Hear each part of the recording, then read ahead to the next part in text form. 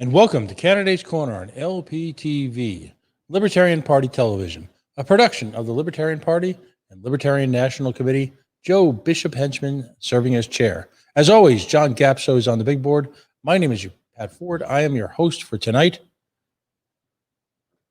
Every week we say the same mantra, if you will. The purpose of this show, we want to give the libertarian community the opportunity to meet all of our wonderful down ballot candidates. The future is now. The bench already exists, and they're working as we speak around this country and even a little bit around the world, if you will, as sharing the libertarian philosophy, our statement of principles, our platform, and reaching out to people many times for the first time to introduce a libertarian candidate to their community.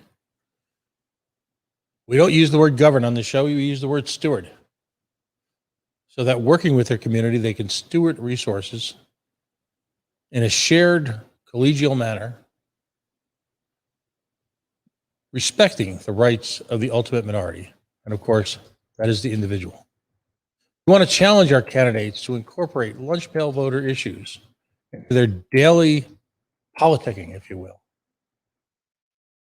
and presenting those issues to the voter, to the community, through a libertarian perspective.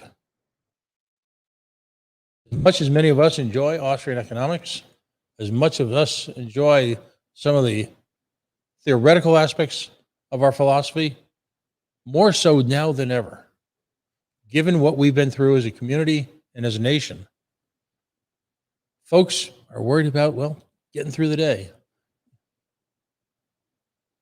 So at times like this, it's even more important to present to the individual an alternative to the failed, morally, physically, financially, ethically bankrupt mechanics, if you will, of the duopoly. Finally, we seek to create a bond, a recognition, a sense of family between libertarian affiliates around the nation, so that folks come to understand that, the individual running for the United States Congress in Pennsylvania, who's about to join us, is as important to the movement, the philosophy, the statement of principles, the platform, as is, say, someone running for town council in California, mining inspector, or one of my favorite examples, looking to serve as a director of a regional mass transportation district. It's all critically important. Let's get to our guest. Joining us tonight is Liz Terwilliger. She is running for the United States Congress from the great state of Pennsylvania, the Commonwealth of Pennsylvania, for District 12. We had attempted to get her on the air from their state convention a few weeks ago. And sadly, Liz, as we've all come to understand, internet access is not so great in Philadelphia or in Pittsburgh and pretty much everywhere I went. What's going on with that? And welcome to the show, by the way. Thanks, Pat. Yeah, we have issues here. Not just, people talk about broadband access for the rural community, but in Pennsylvania, we have an issue just with cell phone access. So apparently in Pittsburgh as well as in our rural communities. Wow. Here, we've got great swaths of the 12th district that have no service at all. So I have to drive a half an hour from my house to get cell service. Holy shnikes. Well, let's talk about how the free market can help that then at some point in time in our conversation tonight. But tell us a little bit about yourself, what type of work you do, and as always, what brought you to the libertarian movement? Well, I'm a speech pathologist. I work with children and their families. I work in birth to 3 all over Bradford and Sullivan County in Pennsylvania. And I love working with families and helping them help their little ones learn how to talk and learn how to eat. I always get asked how I came to liberty. And I like to say that I kind of fell in love with the Constitution in my high school or middle school civics class. It's been a long time. I can't remember which it was at this point. But I've always been very passionate about civil liberties. And I was with the Democrats for a long time because Pennsylvania is a closed primary state. So you have to pick one if you're going to vote in the primaries. And I left for good after the email debacle with Hillary and Bernie in the primaries. And it really revealed that it's all just for show. So that made me permanently move over here to the Libertarian Party and not switching back. Excellent. Well, welcome and welcome to stay. Talk to me about your district, the geography, the types of communities involved, the industries, the agriculture. Give us a real, not just a snapshot, but paint us a portrait of what the 12th district is like. So as you can see from our map, the 12th district is huge. So it's extremely rural in some areas. I am in Bradford County, which is in the northernmost part of the district over towards the east there. And we stretch all the way across the New York border from Susquehanna County all the way over to Potter County. And that whole area is extremely rural. And we stay pretty rural throughout the district. We follow the Susquehanna River down, and then we kind of have this nice T shape. We go down to Perry County. We do have some cities. We have, they would probably not appreciate me just saying, we got a few cities. We're an extremely rural district, but we do have Williamsport and Lewisburg and Sunbury, the center of the district right there around I-80 and over to Center College. We have some university campuses. We have some real diversity within the district, but it's very heavily Republican as a voting bloc. Mm-hmm. And the current congressional candidate, without mentioning names, give us a little background on their perspective and what type of leadership and legislative record have they had? So the current representative is, a lot of people in the district like to say that he is a fairly libertarian Republican, but I don't really buy that. He was an extremely Trump loyal Republican, and he still is. Yeah. And he drove me into this race during the first impeachment process, impeachment part 1. I was trying to contact him to get some information on his perspective on the whole process, because all I was getting was the party line and no depth to the conversation. And apparently I was complaining about it a lot because I was informed that I should either do something about it or stop complaining. So I decided to run for Congress against him, because one of my complaint, it turns out, is a complaint that I've heard a lot in the district last year when I was running, and already this time, is that he's just not present in the district and listens to people that agree with him, but doesn't really reach out to hear from a diversity of people within the district. And we need a representative who's actually representative. Do you think he's lost sight of the fact, as so many Republicans have, and I believe more so, in my personal opinion, than Democrats, have lost sight of the fact that they are there to represent the entire citizenry of District 12? Well, I think that there's a tendency to put the party over the people of the district. So what's important to the party? When the leaders in Congress talk about having the vote locked up and, having people in lockstep so that they can get done whatever it is they want to get done, it doesn't really consider the individual district and the people in the district and what they might need. It's more about, what does the party need? And our current representative, this will be his first full term, because he came in a special election. And he came from the Pennsylvania state legislature. Mm-hmm. So we'll see what he does without Trump in office. But so far, I'm not impressed with his outreach to people in the district and his responsiveness to people. What issues speak to the voters of District 12? And I guess we could roughly break them into 2 categories: COVID related, and then the rest of the world. And now that COVID has started to at least fade into the background, if you will, unless of course you're one of those folks who lost your business because of a government shutdown or lost a relative tragically. For a lot of people, they're eager to get it behind them. What is the most pressing issue to folks in your district right now? Well, I can't speak for everyone. I can only speak for the people I've talked to in my own experience. I know a lot of small business owners are feeling the financial pinch of COVID now because they've run through their savings and they're at a point where, things are opening up, but are they going to open up fast enough to be able to pay the bills and save things the way they are, and to find workers, people to come back to work. So I know some employers are having a hard time finding people to fill the jobs that they have for whatever reason. Part of the reason, I know in my area, our particular school district has been very good. We've been in session most of the school year, but a lot of the surrounding school districts have not, or they've been on some hybrid schedule where the kids are in school and not in school. And so, when you have to try to figure out what you're doing for childcare, in addition to your employment, it makes it very challenging. It makes it hard for people to find employees, and it makes it hard for people to be able to go back to work. Right. To what sense do you feel that business owners, particularly those in the heavily impacted small business community, hold the government responsible for a lot of the ill they feel today? Well, I'm a lot of the people that I talk to hold the Governor Wolf's administration very responsible for the damage done. I personally feel like we could have avoided lockdowns if we had some consistent messaging and if everybody had gotten the same message. I also feel very strongly that we didn't need the level of lockdown that we had. The proof that I feel for that is I work in a field where I go into people's homes. And so the state put restrictions on at what point we could go into homes and at what point we had to do virtual visits.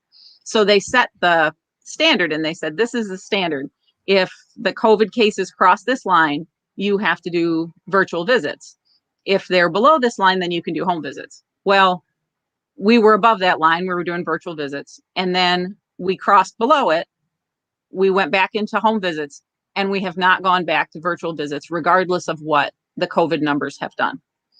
We have precautions in place for working with families in their homes.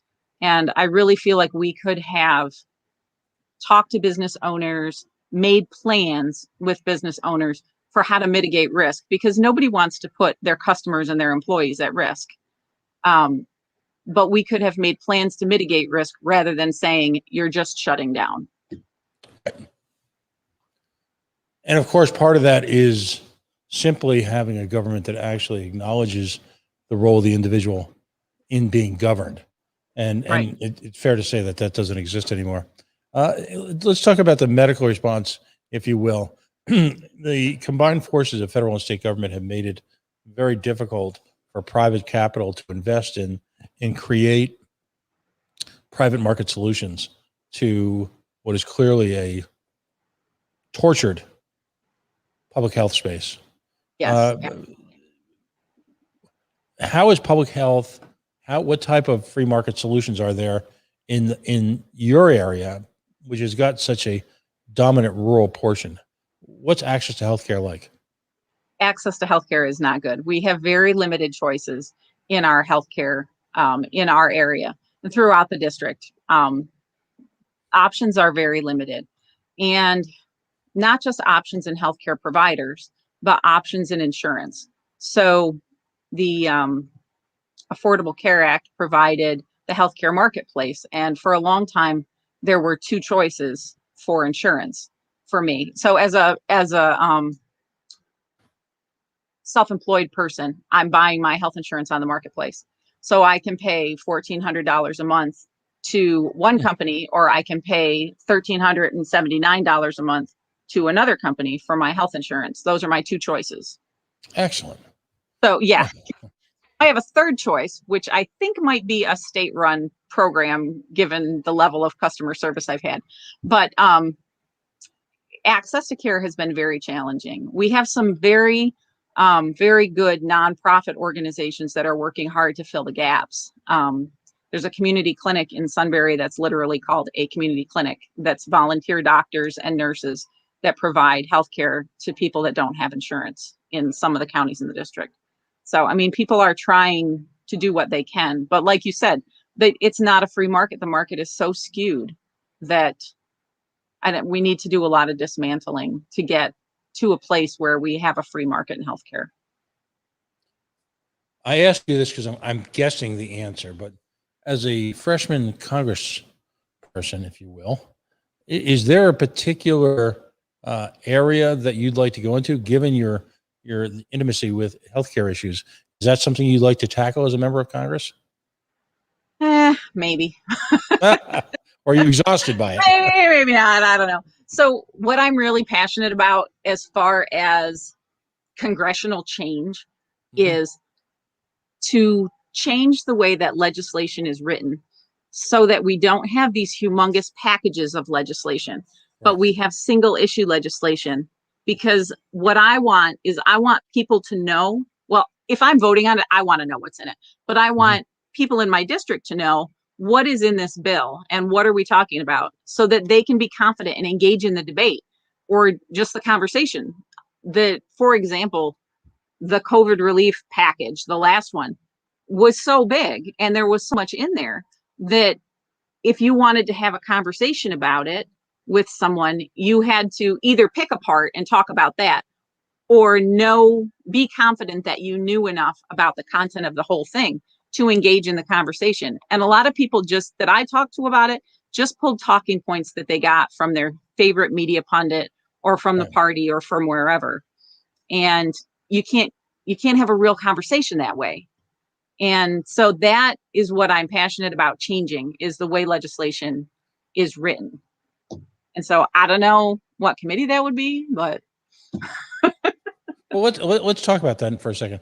You know, yeah. we've been talking about healthcare a lot, and because the next area I wanted to ask you was not just access to insurance, obviously critical issue, but also access to physical healthcare centers, community healthcare, hospitals, urgent care clinics.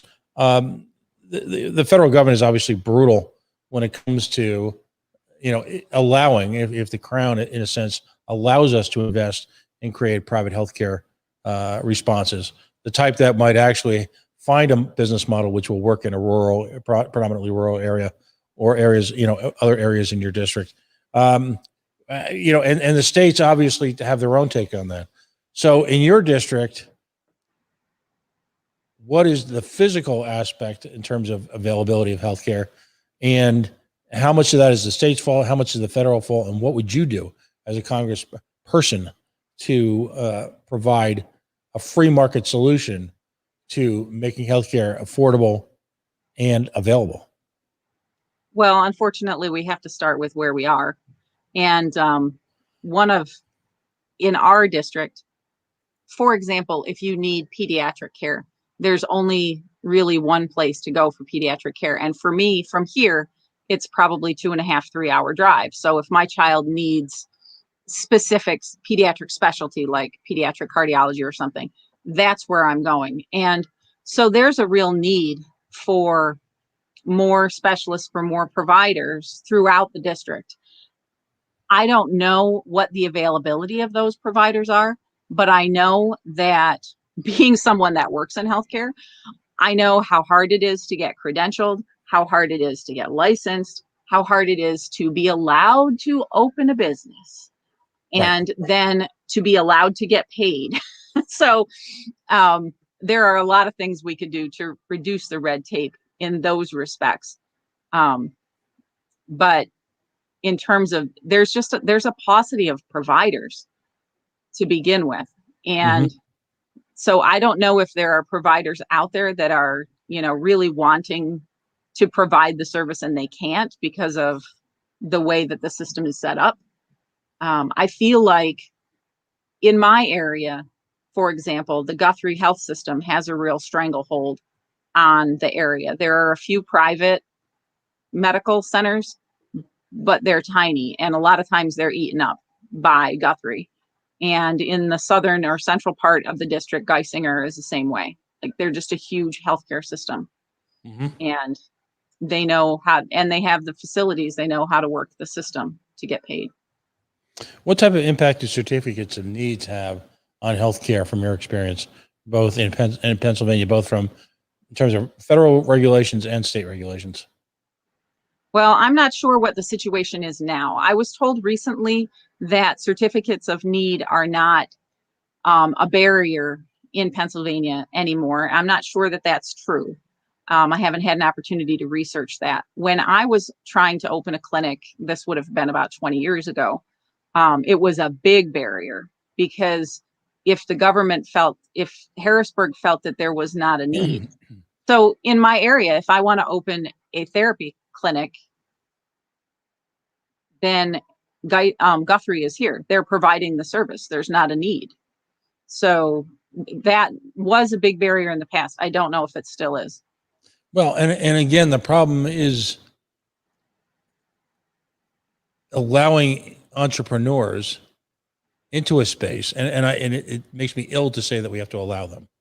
Right. Yeah. Giving entrepreneurs their rightful place in the markets that they choose to invest in, minus the barriers, minus the bureaucracy, minus the separate unelected body making decisions as to whether or not, again, the Crown will deign to let them invest in an area, seems to be the biggest issue.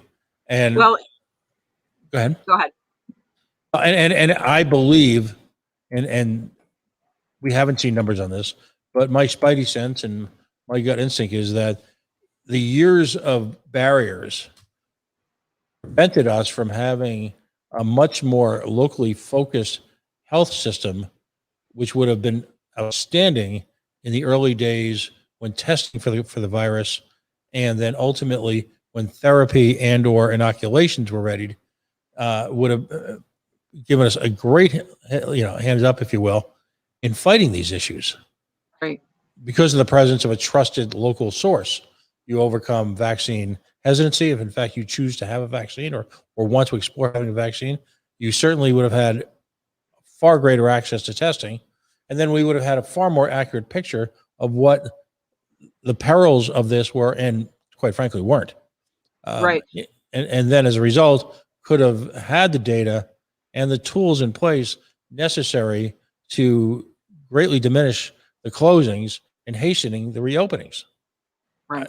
It's amazing how issues like this just sort of snowball, for lack of a better term. They do. Absolutely. And there are little things that could be done differently that make a huge impact. So, for example, on vaccine hesitancy, not being able for so long to get the vaccine in your physician's office it's a little thing, but it's huge, because if I'm going to go talk to my physician about my real concerns about this vaccine, if he talks me into it, it'd be really nice if I could get it in his office. Wouldn't that be simple? Right.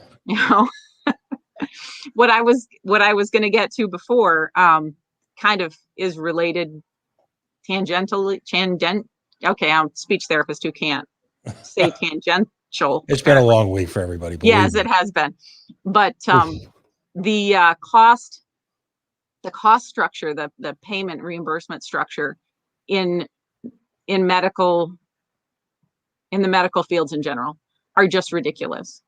And I have seen people not go to the doctor for COVID related stuff because, they don't know what they're going to have to pay, if they're going to have to pay for treatment, not treatment. They're going to get turned away because, everybody needs to go, don't go to the doctor, go to the doctor, don't go to the doctor. It's right. Very difficult. But because we have the payment structure that we do for healthcare, the costs are so skewed and ridiculous that people that I know who are private pay are paying way more than what they should have to pay for care. Right. Folks, if you're just joining us, Liz Terwilliger is in the studio. We're talking about her candidacy for the 12th Congressional District in the Commonwealth of Pennsylvania. Going over issues, we sort of did a not so light touch on healthcare. What's next up in terms of federal issues? Ultimately, we need to remind ourselves as candidates that, as important as state and hyperlocal issues are for a congressional candidate, ultimately it's the federal issues that you'll have input and impact over and impact on. What else is important to your community? And sometimes, by the way, folks, it can be unpredictable. Something like immigration. You're not right. really a border community by any stretch, unless people are swimming the Great Lakes. What other issues on a federal level have carry weight in your community? Well, anything having to do with agriculture, the environment is a huge issue. We have environmental agreements that are entered into multi-state agreements that impact people in the district, especially farmers. We had a watershed agreement that places the burden on reducing pollution into the water streams on largely on farmers. And so that, even though that's a local issue, the environmental stuff is very much a national issue. And those decisions on those compacts are made multi-state, and people need a voice in that conversation. There, How much is I would say how much is fracking an issue in your part of Pennsylvania as opposed to other parts of Pennsylvania? it's huge. It's huge in this district. People are not as big as it has been in the past. I mean, it's still an issue. It's not as when it was first in development, it was a very controversial issue, and it's still controversial in some circles, but for the most part, it's in place.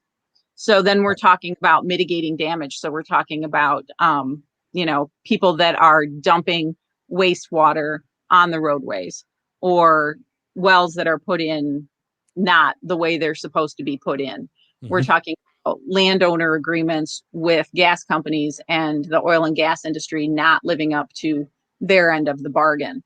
So many families within the district are impacted by natural gas and fracking.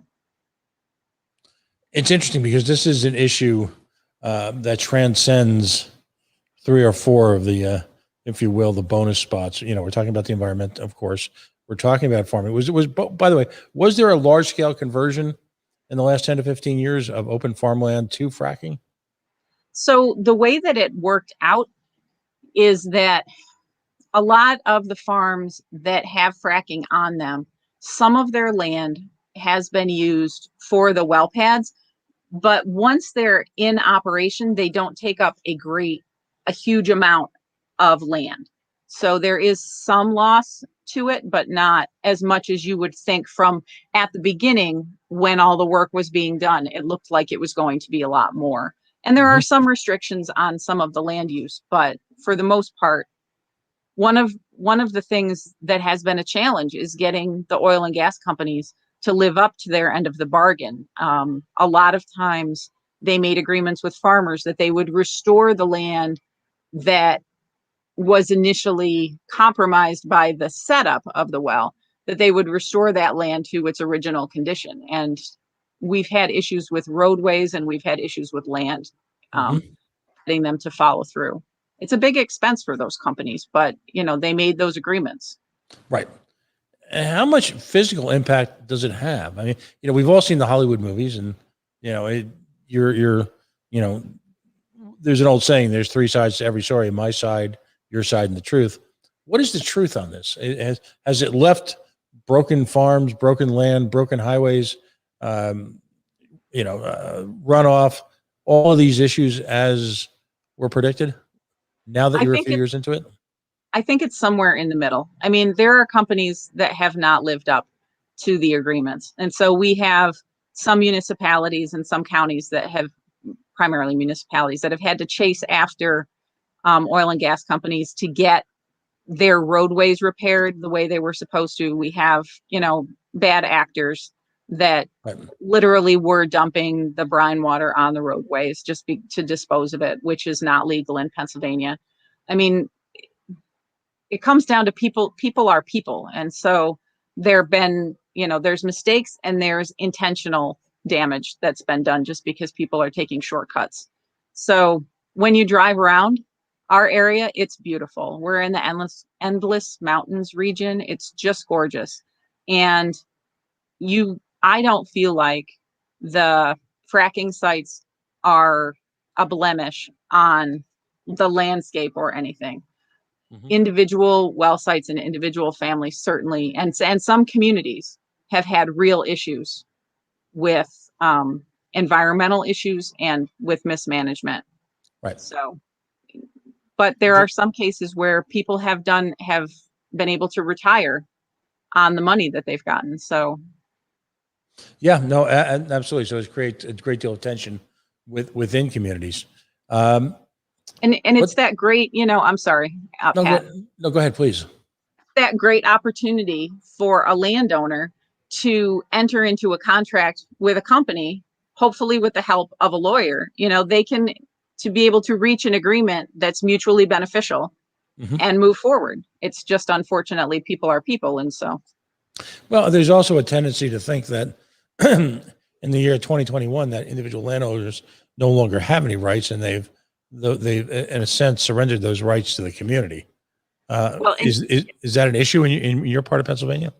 so it's really made real estate interesting. Like a real estate transaction has become much more complicated than it was before. Although, maybe it should have always been this complicated because you have your surface rights, you have your, underground rights, you got your are we going to be pulling gas out from underneath your property, but you don't own the rights to that gas? So there's, yeah, it's complicated things Right. No, in terms of real absolutely. estate. But the real estate agents have gotten very good at working with families with like when you're buying a house and Right. explaining all of that to you. But you need to know, you know, what you're getting into.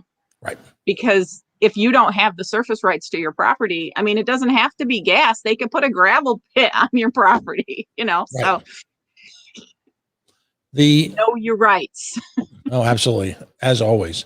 Let's talk about the greatest unfunded mandate of all, and of course, that's public education, Oh, or goodness. or as some of the wags in our community refer to it as theft education. Uh, Right.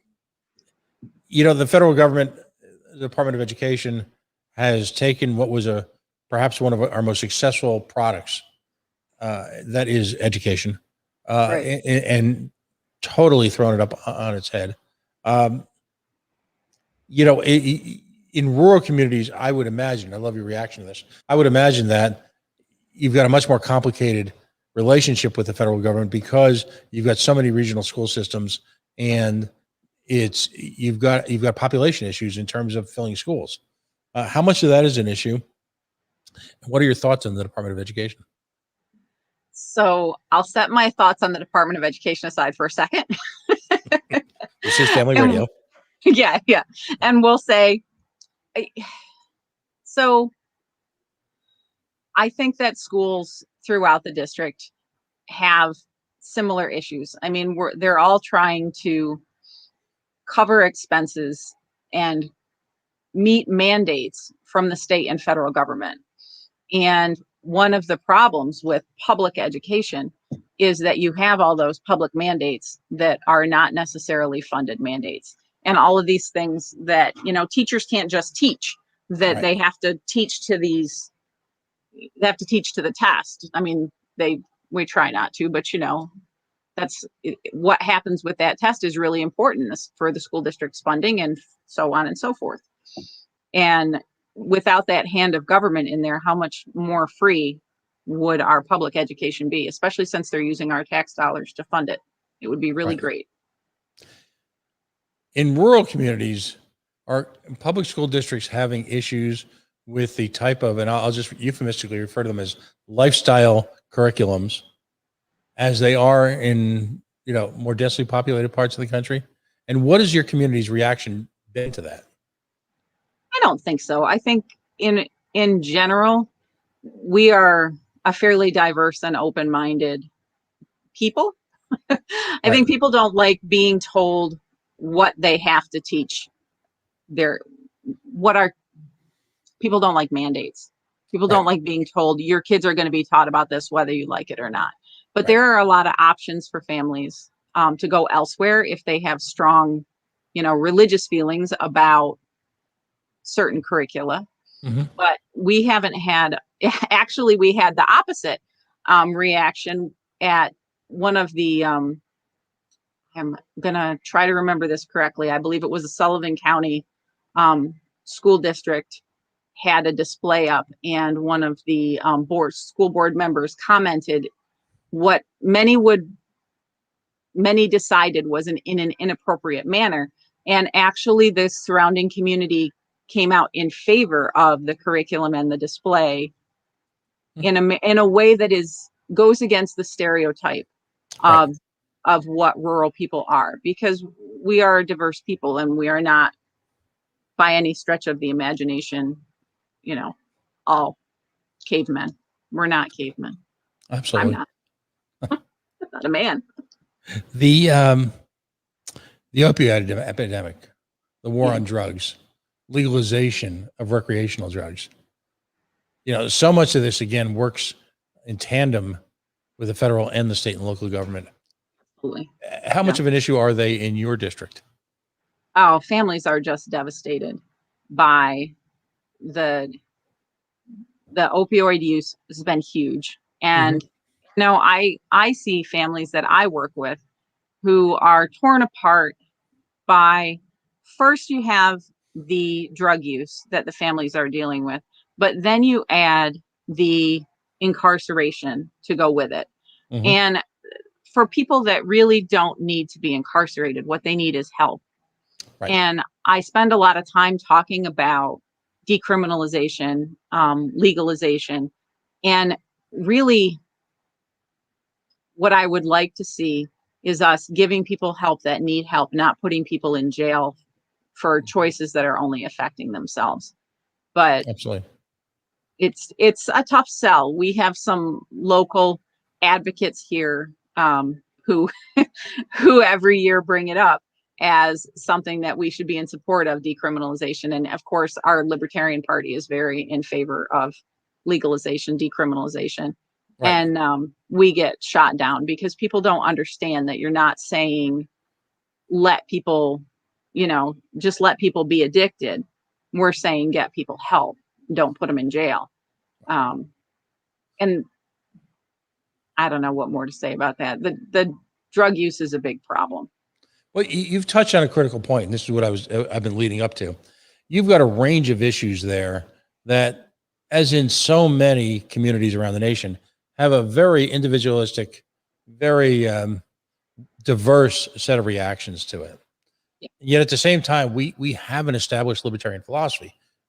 We have a belief system. We have a platform, and all those actually mean something to us. I always tell the story of in our state happening into a Senate justice hearing, and the point to this, by the way, and listening to a bill that was being legislated where the two establishment parties, the only ongoing requirement they had, other than making sure they had more than 5% of the vote, was that every 2 years they had to publish a platform, and they wanted to dissolve that. And I was astonished because it just sort of codified, it brought to life exactly what I've always thought about the duopoly, which is in that they don't want to put a belief system down to paper because they actually don't have one. It's a matter of convenience. Yeah. So when you touched on a little bit, you're going out to a community that's by and large rural.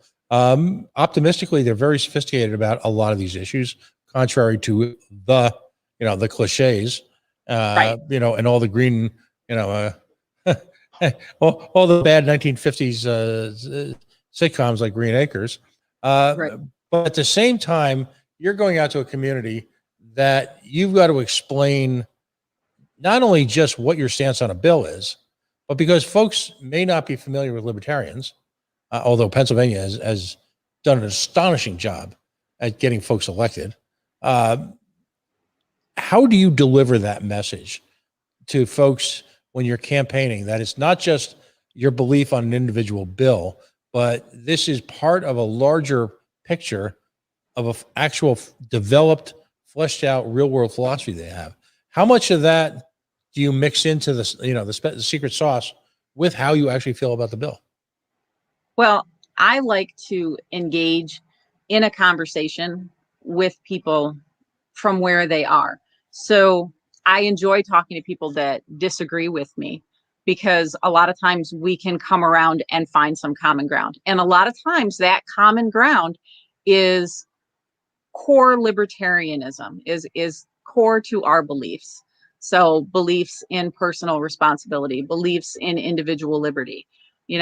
Our beliefs are mainstream beliefs and people just don't know it. And so a lot of times I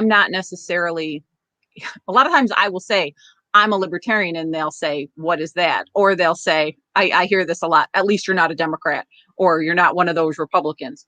But a lot of times the conversation as it evolves, hopefully they're realizing that the message that I'm trying to send is one of American values, that libertarian values are mainstream values. Because a lot of the people that I talk to, most of them really do share our beliefs. Right. How the geography of your district, this size, It's 15 counties. It's huge. wow. How does that impact your ability to deliver that message? And how many media markets, or what sort of conventional media is out there that you can take advantage to harness to get earned media? What have you got to work with? What's the raw material there? So it's nuts. So the 4 counties that go across the New York state border, the media markets are all in New York. And to be honest with you, they've gotten better in the last couple of years, but they really don't care about Pennsylvania. But that's where most of our news comes from, or else it comes from the Scranton Wilkes-Barre area, which is not in the district. So that the eastern side of the district gets its media coverage from Scranton Wilkes-Barre. When you get down to the center of the district, and more towards Center, Union, Northumberland, Snyder County, Lycoming, like they have their own media markets, which is much better, because like if I do write an op-ed or something, it's more likely to get traction there because the market is within the district, which is really nice. But getting the word out is very difficult. I spend a lot of time driving, and I think about the congressional districts that are much more condensed and how much easier it would be to get traction in a district if I could, contact 5,000 people, in a couple of days, standing on a street corner. It's probably the bad, but you know what I mean? So I'll drive, especially last year during COVID, it was terrible because people just were not getting together. The exception throughout the district was farmers markets stayed open, and God love them. The farmers markets were like the best thing. When I had to collect signatures, that's where I went. When I wanted to talk to people, meet with people about things, that was where you could go to just talk to people. Wow. So yeah, it's newspapers. But, are there many newspapers? There are a lot of local papers. In fact, my county I have 3 papers, 1 weekly, and 2 dailies that we get because it covers our fairly local area here. So there's a lot of small newspapers, and some not so small. Right. So in terms of advertising, what, and we're going to give you an opportunity before the hour's over to engage in what we lovingly refer to as shameless self-promotion. But,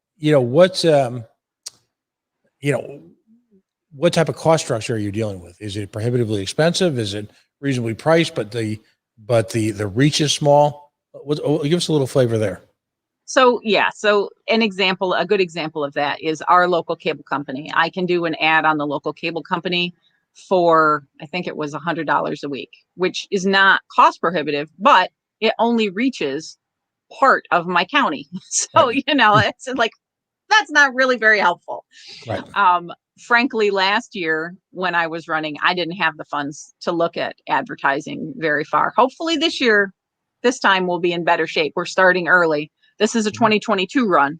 So we're trying to build up a war chest so that we can actually do some real advertising, and hopefully we won't have COVID so we can go door knocking, that because we couldn't do that last year either. So that'll be fun. Oh, excellent. Excellent. What's the win? How many votes do you typically get? Do you have any sense? I know it's very early in the race. Do you have any sense what turnout? I mean, are people energized for this election? Do you have a situation where folks are on the rebound from the COVID? And quite frankly, all across the country, there's this incredible range of reactions. In some areas, people are just happy to get back to life and, just want it behind us. Other areas, you got people who are, a bit peeved, as they say, a little verklempt, annoyed perhaps, with an occasional mix of cynicism and disgust over what many regard as an historical overreach by the government. Where do you guys fill into that? So we're kind of in a weird situation because 2022 is a midterm, and Right. there's not a lot of passion about the congressional race. We have a gubernatorial race, which is going to be hot stuff. Right. So that should help us to drive people to the polls, because people are passionate about the executive branch and what was done and what could be done in the future. Right. So we'll see what happens with that. A lot of my neighbors are passionate right now about 2024, and it's a little bit scary, but we got to get Really? through 2022 first. Are the red signs with the caps still out? Oh my gosh, people have their 2024 signs out. So one of the things that's most to me is the level of division and the level of passion that people are bringing to my position, right or wrong. Like this is my guy.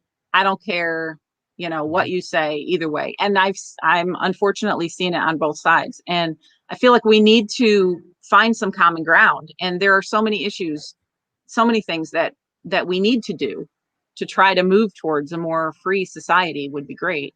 But it's really hard to make progress when people are just, hanging on to their own banner. Right. And so what type of reception has that created for someone who represents, well, let's just say a different color of laundry? So most of the time, both sides are relieved that I'm not blue or red, depending on their perspective. Right. So that's good. So that gets me in the door. But it's really hard to pull some people away from their partisan mindset. Like all they want to talk about is the personalities, and you don't ever get to like substance of the issues, where we might agree on an issue, but they want to know, where do I stand on this person or that person? And I'd really rather not play personality politics. Right. No, I get that completely. And so it's a task in front of you in order to do that. And I would imagine the easiest way, by the way, roughly how many votes in the district? You give me a ballpark. A lot. I don't have that number. All right. That's your assignment, your homework for this week is I've looked it up repeatedly and then I block it out of my mind. You know what number, number is primary in my brain right now, actually? What's that? 4,800. That's my signature requirement. So, wow. Okay. So that's the number that is like right here. And if they redistrict us, we'll see what happens to that number. But it could go up or down. I don't know. Are you able to petition right now? No, not till March. Wow. Okay. Yeah. So you are, and God bless you for this. I can't stress this enough. There is no such thing as too early. Literally, if in fact there's an argument to be made right now, starting out for 2024, not for the presidential race, but for just because Right. It's particularly with name recognition and overcoming the issues gap.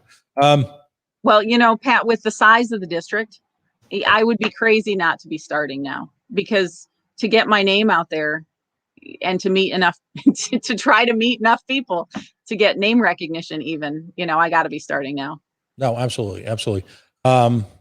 Let's take a few minutes and let's engage in shameless self-promotion, how people can reach out to you, how people can find out more about your issues. But I also want to give you a couple minutes at the end to talk about, you've got an event that's in the planning stages, but starting to take shape for September, which for, well, anyone in the country, and but particularly folks in that sort of 5 or 6 state region, sounds like a hella good time, as my daughters would say.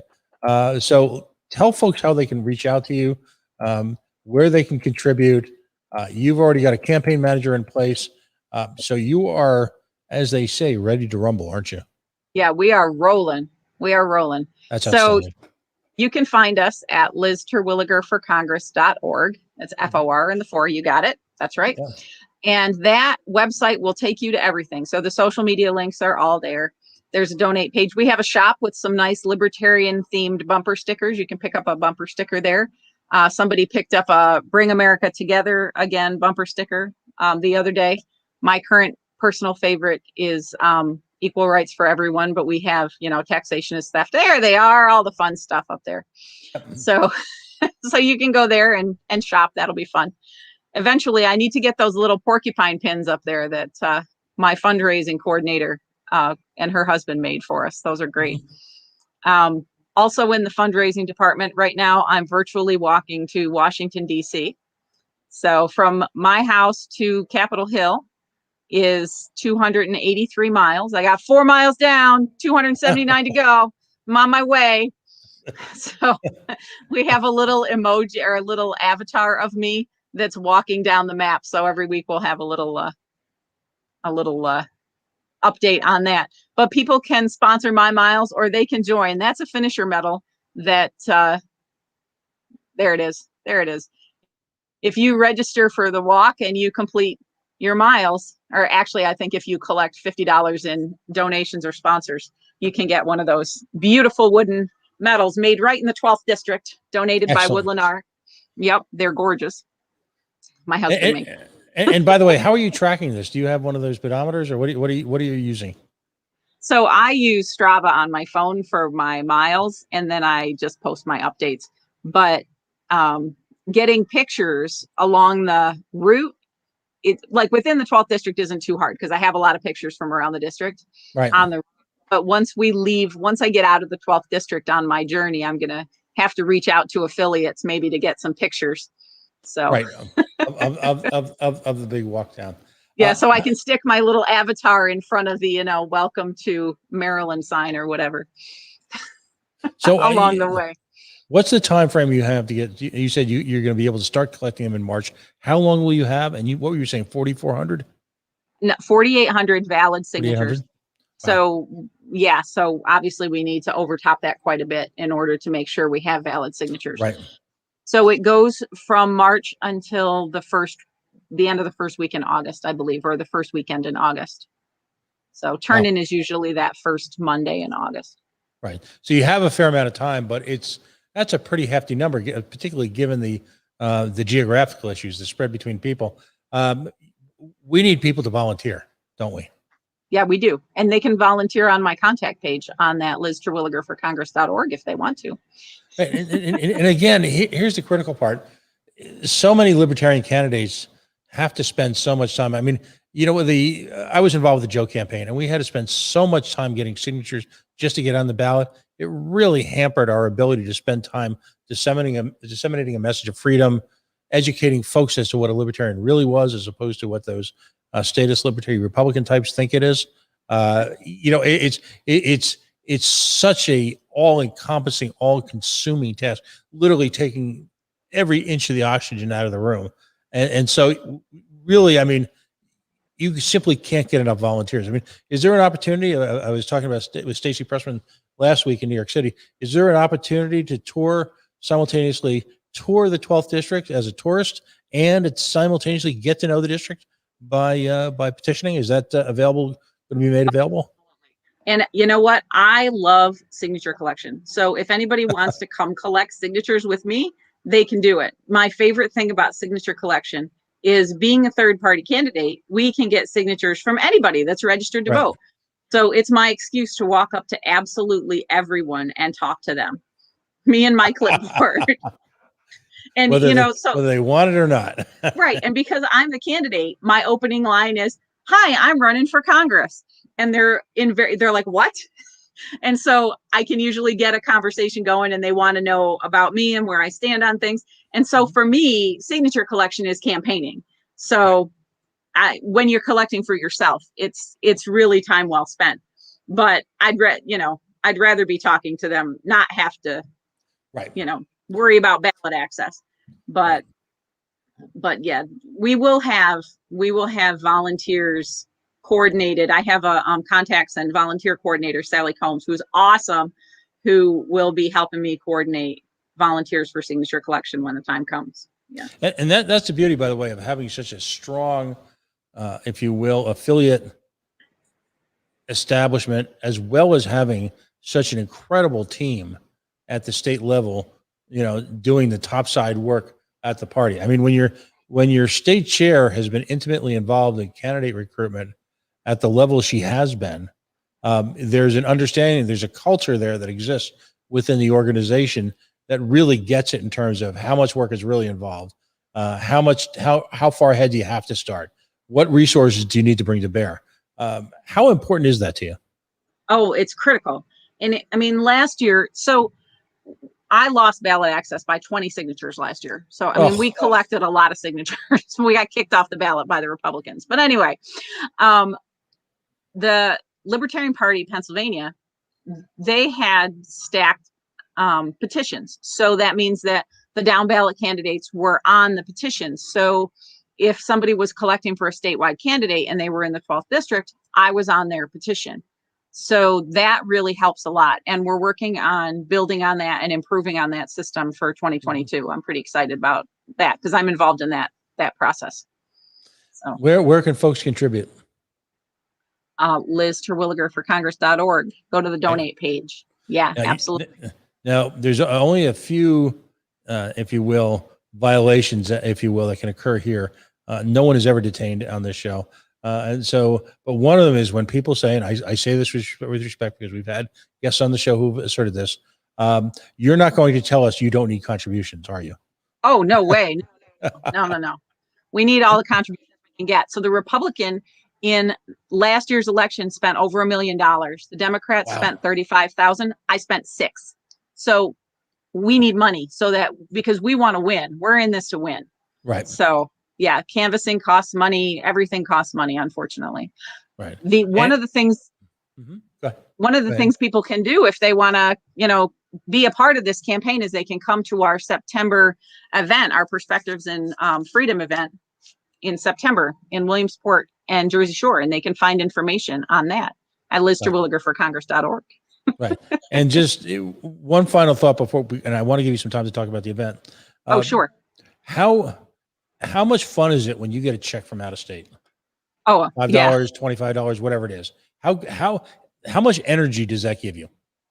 Oh, I get really excited. So a check from anybody, like right. But in particular, I had somebody last just a couple days ago donated $20.22 to the walk to DC to sponsor me for the walk to DC. That was really exciting. It was somebody who I'd never heard of before. I was like, you want to reach out beyond your circle because I mean, my circle has donated so much to this campaign and to last year's campaign. And so we need to expand our reach because we can only go so far with a small group of people. We're dedicated people, but I understand, but that brings up an important point. We can only spend so much time, effort, and money subsidizing each other's campaigns. In order for us to grow as a movement and a party, we have to break out of our comfort zones and we have to do what is considered normal political behavior in the rest of the planet and ask people for money. This is my mantra. Dan Fishman taught me this. All right. You're not just asking for the money. All right. Yeah, the money's great and we need the money. $20.22.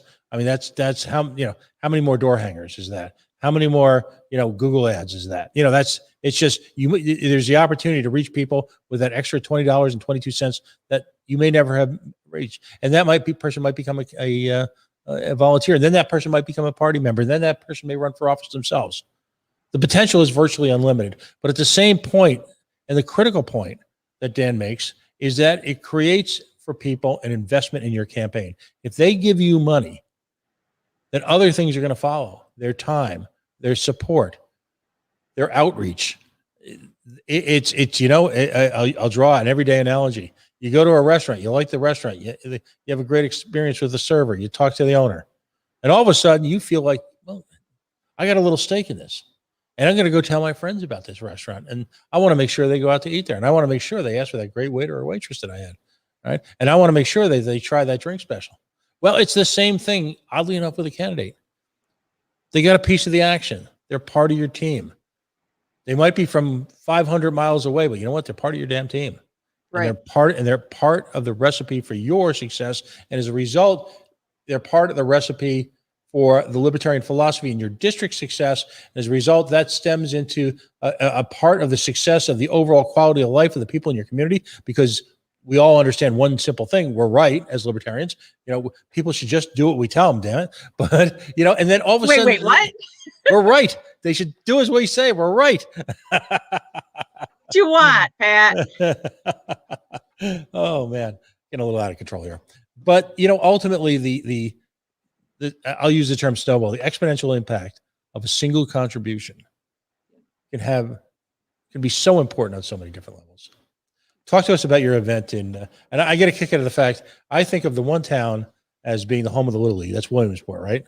And then Jersey Shore, which, as someone who grew up around the Jersey Shore, I've always seen great humor in the fact that there is a Jersey Shore, Pennsylvania, and that the single largest traffic ticket that I was ever involved in my life took place in Jersey Shore in the year 1979. But that's another story. So no shore anywhere to be found. Give us the rundown on your event. I'm looking forward to it. I'll be there. All right. So this is Perspectives on Freedom, and I'm really excited about this. So Friday is going to be just a good time. We're going to do a protest, civil asset forfeiture protest, and we're going to do this Smash fundraising event with Spike and Tasha Cohen. They're going to be there Friday, Saturday, and Sunday. The Smash event is, so we have a libertarian in Williamsport who owns the Break Room. She's wonderful. The Break Room is a Smash therapy place. So a safe place to take out your anger and your frustration. Oh my. So that event is a fundraiser for local nonprofits that Spike and Tasha are going to pick, and we're going to pit them against each other. So Spike will be in one room and Tasha in the other, and we're going to have people sign up for one room or the other. And you can actually sign up now on our website for Spike or, for Tasha or Tasha's husband's room. What happens when Spike doesn't get anybody and everybody joins Tasha's room? Have you counted we for have that? a pity party with him, and All right. he doesn't. Spike, drink I'm here for you, Spike. I'll join your room. Right. Yeah. I'm sure there'll be people to hang out. All right. So that's Friday night. That's going to be fun. But Saturday and Sunday is an issues-based forum, and it's discussion of all kinds of topics. And we're working on getting a wide variety of guest speakers in. And the idea is that they will not be lecturing. We're not going to tell you what to think, but we're going to talk about what do we think. And so on the website, you can see there's a variety of session topics that we have thrown around. We're letting some of the moderators and discussion leaders come up with their own ideas for session topics. So it'll be a discussion format, and we're hoping to come out of it with an action plan. Like, where are we going to go from here? Where can we move forward? Right. So, right. I'm proud to say I'll be participating as well. You've got some powerful candidates there. I had the opportunity to meet Mr. Slowski. He's at this point campaigning for the nomination to run for the governorship of the Commonwealth of Pennsylvania as a libertarian. But great candidate. And in fact, I had a wonderful weekend a few weeks ago at your event. It was just outstanding affiliate. What you folks have been able to accomplish in Pennsylvania is beyond compelling on so many different levels. And it's what's the old song? The future looks so bright. You guys are all wearing shades. It's that good. Well, listen, sometimes I like to close out with this, and I'll put you on the spot a little bit. Imagine, if you will, that the entire state of Pennsylvania is listening to this show, and you've got, astonishingly enough, the duopoly had a sit down and what we call up here a come to Jesus moment, and they said, you know what, we need to give certain libertarian candidates the access to our voters and give them a fair shot, if you will, at presenting their case. So, Liz Terwilliger, present your case in a minute or so. What's your elevator pitch as to why you should be the next congresswoman from District 12 in the Commonwealth of Pennsylvania? I should be the next congresswoman because the district deserves a representative and not a politician. We need somebody who is interested in what we have to say, what everyone has to say. And we need to move towards more transparency in our legislative process so that people can be engaged in the conversation. Because how am I going to reach out to you and be your representative if you're not engaged in the conversation? So I have a short pitch. That's my short pitch. Excellent. Well, Liz, thank you so much. I'm glad we were able to finally pull this together. I look forward to talking to you later in the campaign. I look even more forward to seeing my friends in Pennsylvania in your upcoming event. And I know that you and I will be talking soon about that. And listen, as I've said many times, running for office is not just an act of sacrifice for a movement or philosophy. It is perhaps the second greatest, I should say, sacrifice, the most patriotic act one can do as an American, short of acting in the defense of one's nation. So all the credit to you and all the wonderful candidates that we've had on lately. If I haven't said it, because of the time, the sacrifice, the finances, the invasion into your life, the hours of work. I know for you and for a lot of people, it's a lot of fun, but at the same time, it is an enormous sacrifice that you are taking personally to make on behalf of liberty. This is not idle conversation for you. This is not, you're not a keyboard warrior. You are on the front lines, if you will, facing the beast and taking it on a day by day by day basis, investing literally years of your life with no expectations of personal gain other than giving folks the opportunity to truly experience freedom in their lifetime. So God bless you for that, and your family and all the folks in your team, and of course, the Libertarian Party of the Commonwealth of Pennsylvania. Thank you so much for joining us tonight. Thanks, Pat, for having me. I appreciate it. We'll talk soon. Folks, you've been listening to Candidates Corner on LPTV, a production of the Libertarian Party and Libertarian National Committee. Joe Bishop Henchman, as always, serving as chair. And of course, John Gapso on the big board. He's the gentleman who, on a weekly basis, gives you the fun graphics, the maps, the articles, the websites, the links. Without him, this show simply would not exist. My name is Pat Ford. It is a privilege to be with you. We will see you Monday night as we resume, after taking a week off, our focus on affiliates. 9 o'clock, Monday night, LPTV, and the Libertarian Party Facebook page. Have a wonderful, safe weekend filled with the prospect and the realization of liberty. Good night.